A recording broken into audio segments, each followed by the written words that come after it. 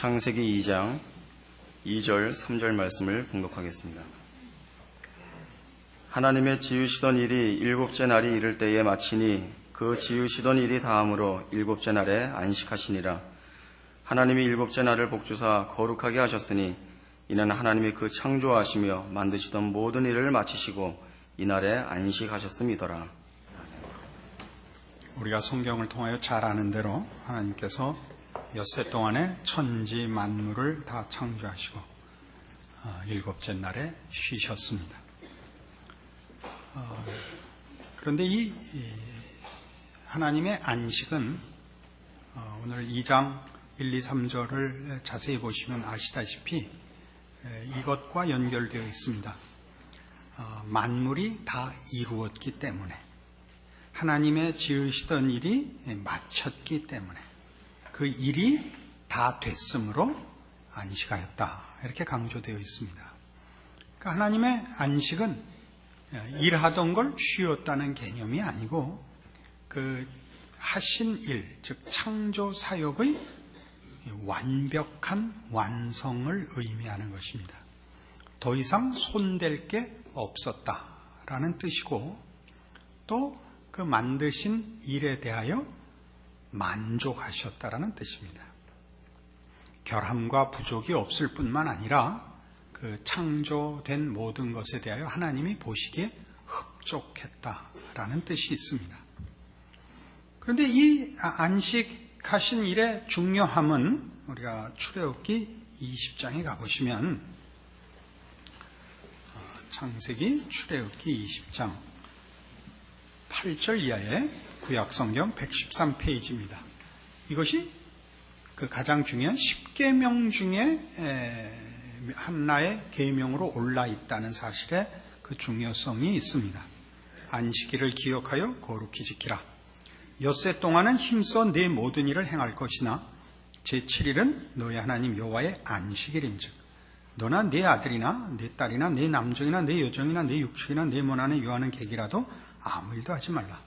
이는 엿새 동안에 나 여호와가 하늘과 땅과 바다와 그 가운데 모든 것을 만들고 제7일에 쉬었습니다. 그러므로 나 여호와가 안식일을 복되게 하여 그날을 거룩하게 하였느니라 라고 나옵니다. 자, 이제 우리가 확인해야 할 것은 하나님께서 천지를 만드시고 쉬신 그 사실이 왜 하나님의 백성들에게는 지켜야 할 규례며 계명이 될 수 있는가 하는 것입니다. 하나님께서 그 창조하신 모든 일에 대하여 그 완벽한 완성과 또는 만족하신 기쁨을 나타낸, 그래서 거룩하게 하고 복준 제7일이 왜 하나님의 백성들에게는 거룩히 구별해야 되는 규례로까지 요구될 수 있는가 하는 것이죠. 그것은 다만 하나님께서 내가 엿새 동안 일하고 제7일엔 쉬었으니까 너희도 엿새 동안 일하고 일곱째 날엔 쉬어라. 이건 사실은 설득력이 좀 없지 않습니까? 그 요구가, 거기엔 이런 이유가 있습니다. 레위기 11장에 가시면, 구약성경 162페이지 레위기 11장 44절, 나는 여호와 너희 하나님이라. 내가 거룩하니 너희도 몸을 구별하여 거룩하게 하고 땅에 기는 바 기어다니는 것으로 인하여 스스로 더럽히지 말라. 나는 너희의 하나님이 되고 너희를 애굽 땅에서 인도하여 낸 여호와라. 내가 거룩하니 너희도 거룩할지어다 라고 요구하십니다. 하나님이 거룩하시기 때문에 우리 보고도 거룩하라 하시고, 말하자면 안식일을 갖고 얘기하자면 안식의 이 흡족함을 우리로 함께 나누자고 하시는 셈이 됩니다. 이것은 우리가 여섯째 날에 하나님이 인간을 만드실 때 인간을 하나님의 형상대로 만들었다는 사실과 상당히 밀접하게 연결되어 있는 것입니다. 우리는 하나님의 형상대로 만들어졌고, 하나님은 우리를 다른 모든 피조물들과 구별된 특별히 하나님과의 관계에서 굉장히 밀접한 어떤 관계로, 속성으로, 내용으로, 영광으로 지으셨음이 분명합니다. 그래서 하나님의 만족과 기쁨에 우리를 초대하고 있는 것입니다. 왜냐하면 우리가 그의 형상인 탓입니다. 그것은 마치 부모가 자녀에게 부모의 기쁨에 동참하라고 요구하는 것과 비슷합니다. 그런데 이 문제는 이 하나님께서 우리를 하나님의 형상대로 지은 인간을 말하자면 어떻게 고급한 가치 있는 복되고 영광된 존재로 만드셨는가에 관한 힌트를 줄 뿐만 아니라 더 중요한 현실적인 내용도 여기 묻어 있습니다. 그것은 신명기 5장에 가시면 이런 성경 말씀 때문에 그렇습니다. 구약성경 269페이지 신명기 5장 12절입니다. 여호와 너의 하나님이 네게 명한 대로 안식일을 지켜 거룩하게 하라. 엿새 동안은 힘써 네 모든 일을 행할 것이나 제7일은 너의 하나님 여호와의 안식인즉 너나 네 아들이나 네 딸이나 네 남종이나 네 여종이나 네 소나 네 낙이나 네 모든 육축이나 네 문 안에 유하는 객이라도 아무 일도 하지 말고 네 남종이나 네 여종으로 너같이 안식하게 할지니라. 너는 기억하라. 네가 애굽 땅에서 종이 되었더니 너의 하나님 여호와가 강한 손과 편팔로 너를 거기서 인도하여 내었나니 그러므로 너의 하나님 여호와가 너를 명하여 안식일을 지키라 하느니라. 아까 출애굽기 20장에서는 안식일을 명하신 이유가 하나님이 엿새 동안 천지를 지으시고 이래 되는 날 쉬셨기 때문이라고 합니다. 그러나 여기 신명기 5장에서는 안식일을 지키라는 이유가 내가 너희를 종되었던 땅에서 구원하였기 때문이라고 합니다. 여기에 어떤 일관성이 있을까요? 그러니까 다시 돌아가서 이 하나님께서 이래 되는 날 쉬신 이 안식에 관한 내용을 다시 이제 돌아가 보면 하나님은 엿새 동안 천지를 다 창조하시고 그 창조에 대하여 만족해 하시고 기뻐하시고 이제 안식하셨습니다. 그러니까 안식은 그런 의미에서 하나님이 당신이 하신 일에 대한 기쁨과 만족을 의미하는 것이지 다만 일을 안 하고 있는 것을 의미하는 건 아닌 것이 분명합니다. 그런 차원에서 그 지으신 피조물들 중에 당신의 형상으로 만든 인간에게는 이 안식, 이 기쁨에 동참하도록 우리를 부르고 있고 이 하나님의 만족과 기쁨에 초청이 될 만한 존재로서의 인간은 하나님께서 인간을 만들 때부터 우리를 그런 대상과 그런 목적과 내용으로 우리를 만드셨기 때문에 하나님께서 이 하나님이 누리시는 기쁨과 만족의 자리에 우리를 초대하셨던 것입니다. 그런데 이 일은 지금 우리 창세기를 시작할 때부터 여러분에게 말씀드린 바와 같이 다만 창조의 기사를 사실적으로 기록하고 있는데 그치지 않고 이것이 어떤 목적과 시각을 가지고 쓰여진 것이라 했습니다. 그것은 모세가 이제 이스라엘 백성을 애굽에서 구원하여 내어 시내산에 이르러 하나님께서 시내산에 강림하시고 율법을 주어 이스라엘 백성에게 율법을 요구하면서부터 시작된 이스라엘 백성들의 의문에 답하는 것이 하나의 시각인 것입니다. 그 의문은 뭐냐 하면 하나님은 어떤 분이시길래 우리에게 구원을 줬고 그리고 이런 계명들을 요구하시는가 하는 하나님에 대한 필요한 지식을 궁금해하는 것과 우리 이스라엘은 애굽과 뭐가 다르길래 하나님은 애굽을 택하지 않고 종이었던 우리를 택하여 그 힘 있는 애굽을 깨고 우리를 구원해내어 백성을 삼으려고 하시는가 라는 두 가지 큰 질문에 답하고 있는 것입니다. 그것이 뭐냐 하면 하나님은 천지를 창조하시고 만족할 만하게 창조하셔서 흡족히 여기시고 기쁨으로 그 마무리를 하셨는데 인간들이 죄를 짓고 오늘날의 이 형편, 죄로 인하여 부패와 오염과 악한 것이 횡행하는 지금의 현실을 만들었고, 그것은 하나님이 천지를 만들 때 인간을 잘못 만든 탓이 아니요, 천지를 잘못 만든 탓도 아니요, 죄로 인한 부작용이라는 것을 설명하는 것이 이미 여기에 바탕에 깔려 있습니다.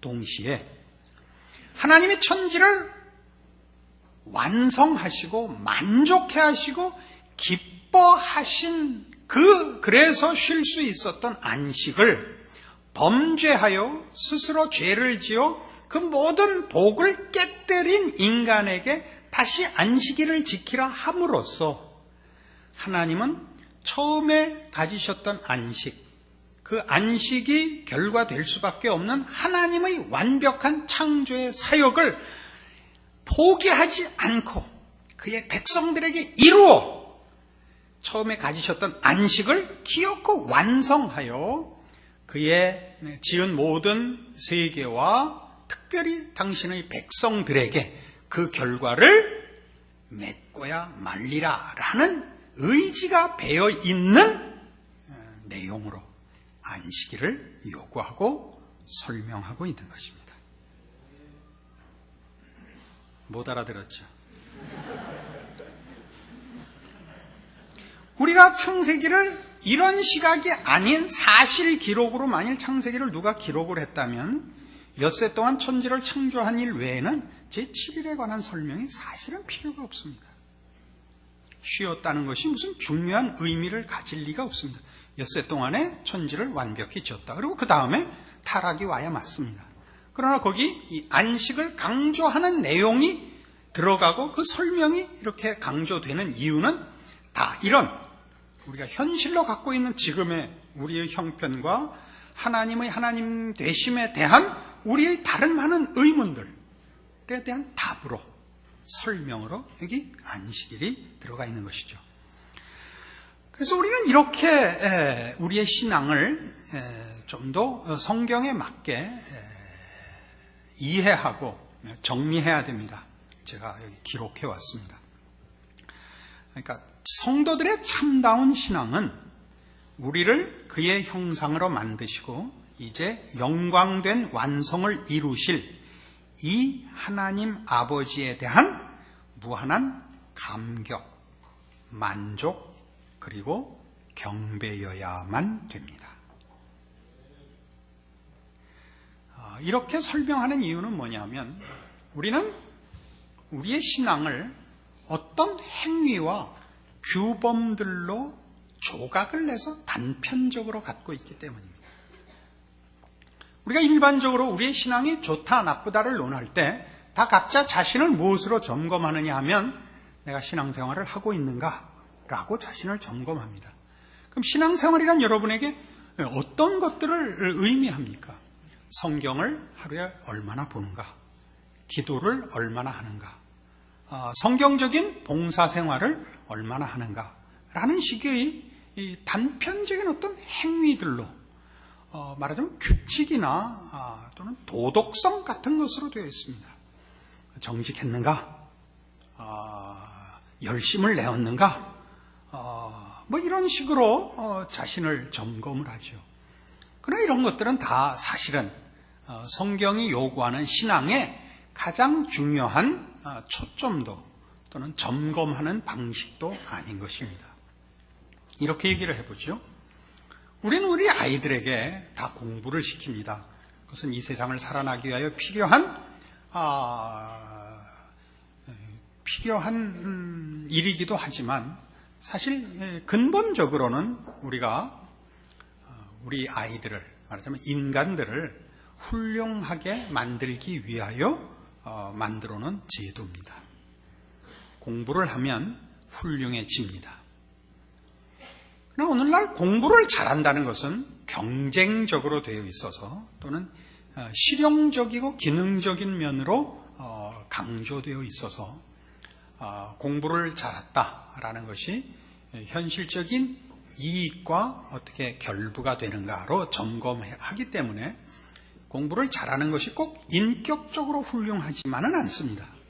그러나 공부가 훌륭함을 목표로 하고 있는 것은 공부에 요구되는 가장 기본적인 요소들이 한 인간이 훌륭해진 데 있어서 필요한 기본적인 요소와 일치하기 때문입니다. 그것은 뭐냐면 성실해야 한다는 것과 정직해야 한다는 것입니다. 공부를 열심히 하지 않고 좋은 결과를 얻을 수 없으며 그 모든 일에 무슨 다른 재치나 무슨 다른 거짓말이 통하지를 않습니다. 한 것만큼 됩니다. 이것이 우리 자녀들에게 공부를 요구하는 이유입니다. 심지어 수학을 요구하는 이유도 수학이 실용적으로 9구단 이상 필요한 사람은 별로 없습니다. 그러나 우리가 그 고급한 수학의 어려운 문제들까지 하는 이유는 그래야 인간의 두뇌가 가장 깊은 자리까지 그 용량을 넓히고 정리하는 탓입니다. 그러니까 수학을 잘한다는 것은 다만 숫자놀이를 잘하는 것이 아니고 정리와 분석 이런 데에 훨씬 큰 도움을 받는 탓입니다. 평일에 우리 교회 앞에 횡단보도에 그 아침 장사를 하는 토스트 가게가 잠깐 섭니다.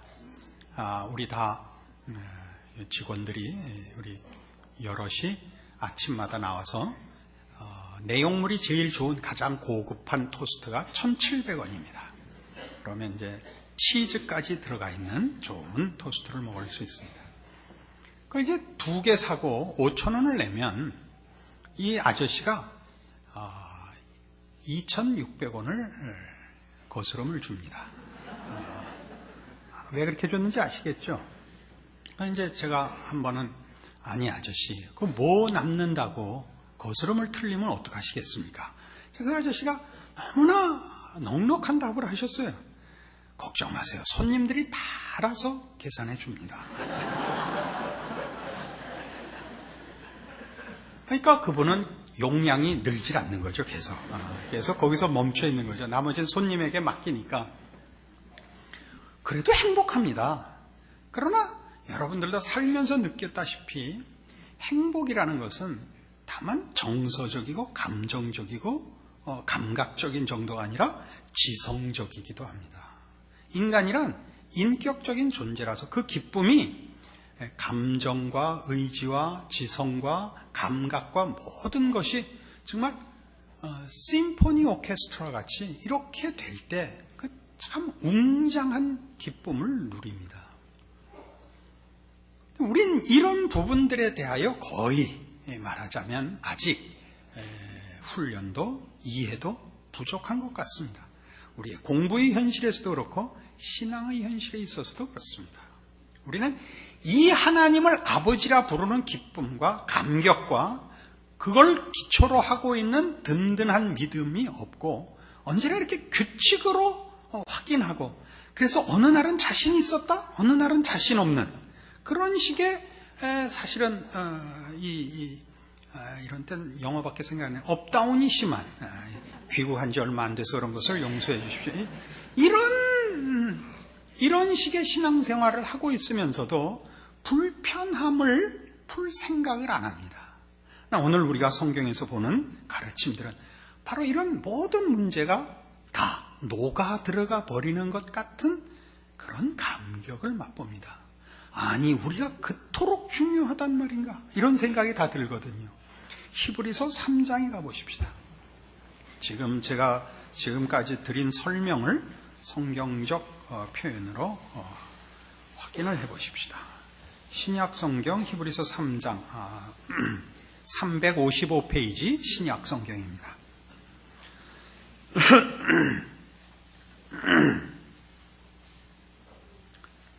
3장 7절입니다. 그러므로 성령이 이르신 바와 같이 오늘날 너희가 그의 음성을 듣거든 노하심을 격동하여 광야에서 시험하던 때와 같이 너희 마음을 강팍해 하지 말라. 거기서 너희 열조가 나를 시험하여 증험하고 40년 동안의 나의 행사를 보았느니라. 그러므로 내가 이 세대를 노하여 가로되 저희가 항상 마음이 미혹되어 내 길을 알지 못하는도다 하였고 내가 노하여 맹세한 바와 같이 저희는 내 안식에 들어오지 못하리라 하였다고 인용하고 있습니다. 10절에 있는 저희가 항상 마음이 미혹되어 내 길을 알지 못했다와 11절에 있는 그래서 저희는 내 안식에 들어오지 못한다라는 이 두 내용을 우리는 어떻게 주로 이해를 하느냐 하면 하나님의 뜻을 따르면 보상을 받고 하나님의 뜻을 어기면 벌을 받는다라고 이해를 하죠. 그러니까 우리의 신앙은 1차적으로 그것이 하나의 조건이거나 수단이 되어 보상을 받든가 못 받든가 혹은 보상을 많이 받고 적게 받고로 이렇게 연결이 되어 있죠. 성경이 가르치는 얘기는 뭐냐면 내 길을 따르는 것, 내 뜻을 따르는 것은 그것으로 안식에 들어오는 거다 이겁니다. 그것이 복이다 이거죠. 하나님의 뜻에 동참하는 것이 이미 보상을 받은 것이요. 하나님의 길을 따라 사는 것이 이미 영광을 누리는 것이다. 이렇게 가르치고 있는 셈입니다. 효도 중에 제일 큰 효도가 무엇일까요? 효도하는 마음을 가지는 겁니다. 부모를 마음에 존경하고 사랑하는 것이 효도요. 그리고 그게 상입니다. 우리 이제 다 지나왔으니까 얘기입니다만 공부를 잘하면 무슨 상을 받습니까? 공부를 잘하면 마음이 편하고 떳떳합니다. 그게 이미 상입니다. 왜요? 성실과 정직 속에 들어가 있기 때문입니다. 해야 할 걸 안 하고 있으면 그래서 무슨 벌을 받기 이전에 그가 성실과 정직의 선에서 벗어난 것으로 이미 그 가장 귀한 복과 자랑에서 떠나 있는 것입니다. 그러니까 신자의 신앙의 가장 행복은 뭐냐? 이 하나님 아버지에 대한 감격과 자랑과 믿음과 그 복을 누리고 있는 것입니다. 그럼 어떻게 누리죠? 우리가 우리 하나님에 대하여 감사하며 믿으며 사랑하는 것에 있습니다. 어떻게 그럴 수 있죠? 하나님에 대해서 알게 됨으로 그렇습니다. 성경이 이 사실을 너무나 명명백백하게 가르치고 있습니다. 요한복음 4장에 가시면 그래서 예수님은 심지어 이런 식의 표현을 하십니다.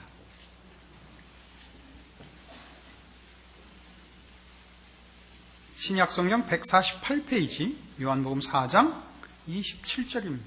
수가 동네에 들어가셔서 그 어느 여인과 이제 말씀하신 사건입니다. 27절. 이때 제자들이 돌아와서 예수께서 여자와 말씀하시는 것을 이상히 여겼으나 무엇을 구하시나이까 어찌하여 저와 말씀하시나이까 묻는 이가 없더라. 여자가 물동이를 버려두고 동네에 들어가서 사람들에게 이르되 나의 행한 모든 일을 내게 말한 사람을 와보라. 이는 그리스도가 아니냐 하니 저희가 동네에서 나와 예수께로 오더라. 그 사이에 제자들이 청하여 가로되 랍비여 잡수소서. 가라사대 내게는 너희가 알지 못하는 먹을 양식이 있느니라. 제자들이 서로 말하되 누가 잡수실 것을 갖다 드렸는가 한데 예수께서 이르시되 나의 양식은 나를 보내신 이의 뜻을 행하며 그의 일을 온전히 이루는 이것이니라. 성자 예수님께서 성부 하나님의 뜻을 행하는 것이 그분에겐 기쁨일 뿐만 아니라 책임과 사명을 뛰어넘어서 양식이라고 합니다. 이것이 말하자면 우리에게 요구되고 있는 신앙의 가장 중요한 본질일 것입니다.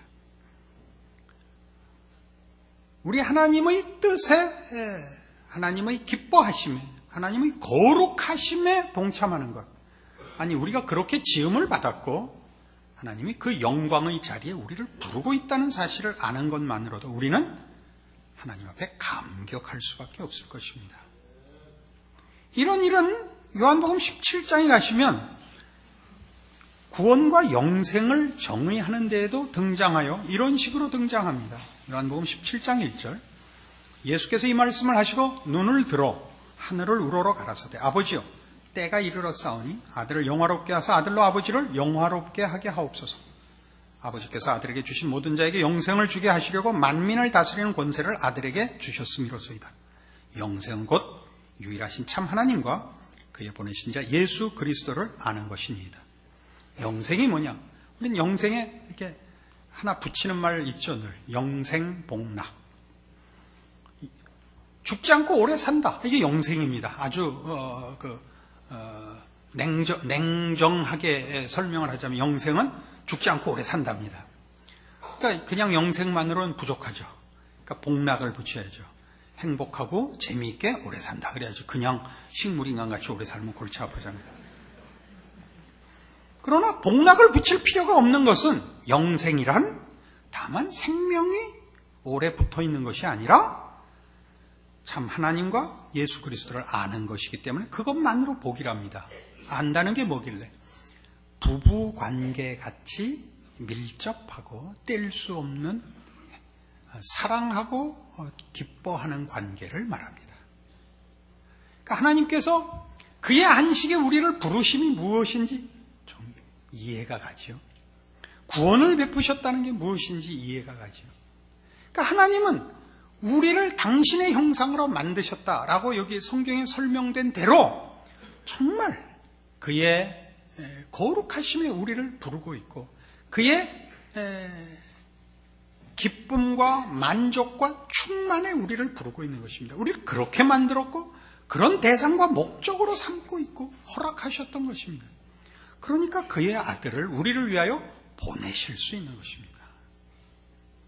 이런 개념을 가지고 오늘 들으신 이 설교의 내용을 개념으로 가지시고 성경이 어떻게 바로 이런 식으로 이런 개념으로 말하자면 말씀하고 있는가를 대표적인 성경 구절을 하나 찾아서 보기로 합시다. 그럼 여러분들이 그 내용을 읽는 동안에 이게 무슨 말인가를 지금까지와 다르게 이해하실 것입니다. 마태복음 6장 25절입니다.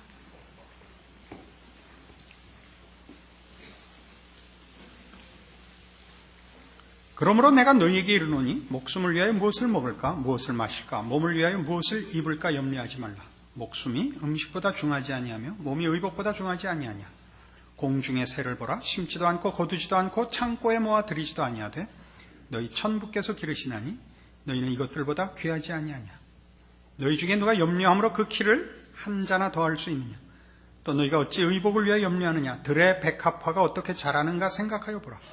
수고도 아니하고 길쌈도 아니하느니라. 그러나 내가 너희에게 말하노니 솔로몬의 모든 영광으로도 입은 것이 이 꽃 하나만 갖지 못하였느니라. 오늘 있다 내일 아궁이에 던지우는 들풀도 하나님이 이렇게 입히시거든 하물며 너희일까 보냐. 믿음이 적은 자들아. 그러므로 염려하여 이르기를 무엇을 먹을까 무엇을 마실까 무엇을 입을까 하지 말라.